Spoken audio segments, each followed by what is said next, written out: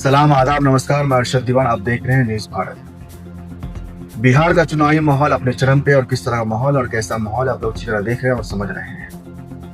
बिहार का कोई संविधान सभा नहीं है जिस विधानसभा में सोशल एक्टिविटी या फिर भोजपुरी कलाकार नहीं पहुंचे हुए हैं। लोगों की भीड़ को जमा करने के लिए, लोगों को उकसाने के लिए और चुनाव का रंग बदलने के लिए हर पार्टी हर तरह की बात कर रही है, हर प्रत्याशी हर तरह का दावा कर रहा है और एक दूसरे पर ब्लेम लगा रहा है अपने तरफ जनता को खींचने के लिए। तो आप बने रहें मेरे साथ। अगर आपने चैनल को सब्सक्राइब नहीं किया तो चैनल को सब्सक्राइब कर दे और वीडियो को लाइक कर दे, शेयर जरूर करें ताकि इससे हमारी भी हिम्मत बुलंद हो सके और मेरा हौसला बढ़ सके। आज फिर मैं जाले विधानसभा क्षेत्र के बारे में बात करूंगा और बताऊंगा कि जाले क्षेत्र का भी माहौल कैसा है। तो जाले क्षेत्र का जो माहौल अभी ऐसा बना हुआ है जिसके बारे में बयां करना मुश्किल हो रहा है। इसकी वजह यह है कि पब्लिक का माहौल अभी ये समझ में नहीं आ रहा है कि पब्लिक किसको वोट करने वाली है। एक तरफ जो जिवेश साहब हैं, जिवेश साहब ये कह रहे हैं कि भाई मेरी टक्कर जो है वो निर्दलीय से है और निर्दलीय साहब कह रहे हैं कि मेरी टक्कर जो है वो भाजपा से है। और इसी खास वजह यह है कि अगर हम देख रहे हैं जाले विधानसभा क्षेत्र को और यहाँ की पब्लिक को, तो कुछ पब्लिक जो है वो जिवेश साहब की तरफ नजर आ रही है और कुछ पब्लिक जो है वो ऋषि साहब की तरफ नजर आ रही है और कुछ पब्लिक जो है वो आपको मशहूर उस्मानी की तरफ नजर आ रही है। एक तरफ जो मशहूर उस्मानी साहब हैं वो कह रहे हैं मेरी जीत होगी, एक तरफ जिवेश कुमार साहब कह रहे हैं कि फिर से मैं हैट्रिक मारूंगा और एक तरफ जो है ऋषि मिश्रा कह रहे हैं कि भाई मैं अपनी सरकार बनाऊंगा और जाले में हमारी जीत होगी।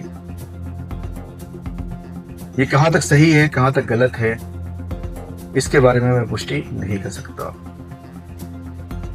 अभी जो माहौल बना हुआ है उस माहौल के बारे में अगर देखा जाए तो वो माहौल क्या रंग लाएगी नहीं लाएगी ये चुनाव के बाद ही नजर आएगा। मगर जहां तक रही बात पब्लिक की, तो पब्लिक भी बहुत होशियार हो चुकी है। अब वो पहले वाली पब्लिक नहीं रही जो कुछ भी करने को तैयार हो जाती थी। इतनी होशियार हो गई है कि किसको वोट करना है और किसको वोट नहीं करना है ये अच्छी तरह जानती है। भले ही सामने प्रत्याशी के अपनी बात कर ले और कह दे कि भाई हम आपको वोट करेंगे, आप फिक्र मत कीजिए, मगर पब्लिक क्या करेगी नहीं करेगी इसके बारे में कुछ कहना मुश्किल है। जहां तक बात आती है आपको जिवेश कुमार साहब की, तो जिवेश कुमार साहब ऐसा लग रहा है कि कुछ न कुछ वोट की कमी से पीछे हो सकते हैं। और एक तरफ हम देख रहे हैं ऋषि साहब को, तो ऋषि साहब भी टक्कर में चल रहे हैं। और फिर बात कर रहे हैं उस्मानी साहब की, तो उस्मानी साहब भी टक्कर में चल रहे हैं। ये तीनों प्रत्याशी टक्कर में चल रहे हैं। ज्यादा तो नहीं, थोड़ा बहुत का हेर फेर हो सकता है।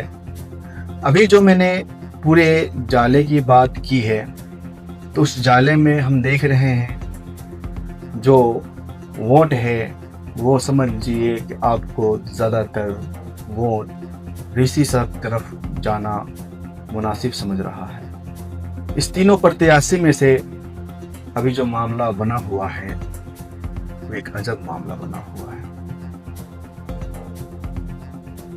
मैं इसलिए कह रहा हूं क्योंकि पब्लिक जो है तीनों की तरफ नजर आ रही है। कोई एक प्रत्याशी ये नहीं कह सकता कि मैं ही इस चुनाव को जीत लूंगा, मैं जाले को जीत लूंगा। इसकी वजह यह है कि पब्लिक तीनों प्रत्याशी के पास नजर आ रही है भरपूर जोर शोर में। ये अजब खेला बना हुआ है। ये खेल समझ लीजिए ऐसा खेल बना हुआ जो शतरंज है, जिसको समझना बहुत ही मुश्किल है। और जो समझ गया समझिए वो खिलाड़ी है। मगर ये तीनों खिलाड़ी के बीच में जो जनता बैठी हुई है, ये जनता भी भाई बहुत कमाल की जनता है और तीनों को सस्पेंस में डाल रखी है कि भाई जनता क्या करेगी हमारे साथ। भले ही तीनों प्रत्याशी मीडिया के सामने अपनी बात रखते हैं और जीत का दावा करते हैं, मगर यकीन जानिए अंदर से तीनों प्रत्याशी जो हैं वो डर समाये बैठे हैं। जिवेश साहब को ऐसा नजर आ रहा है कि ऋषि साहब निकल जाएंगे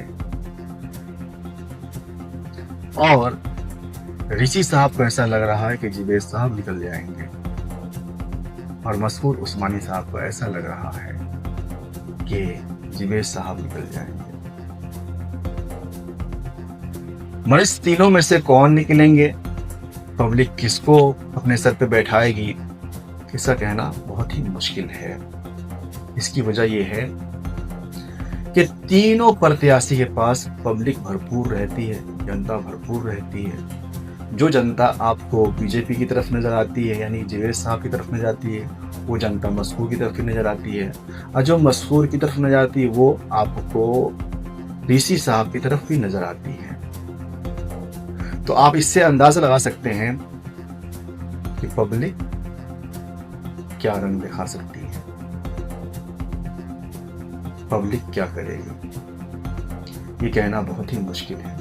6 तारीख के बाद ही समझ में आएगा कि किस प्रत्याशी को पब्लिक ने कितनी वोट की है और कौन जीत के रास्ते पे नजर आ रहा है।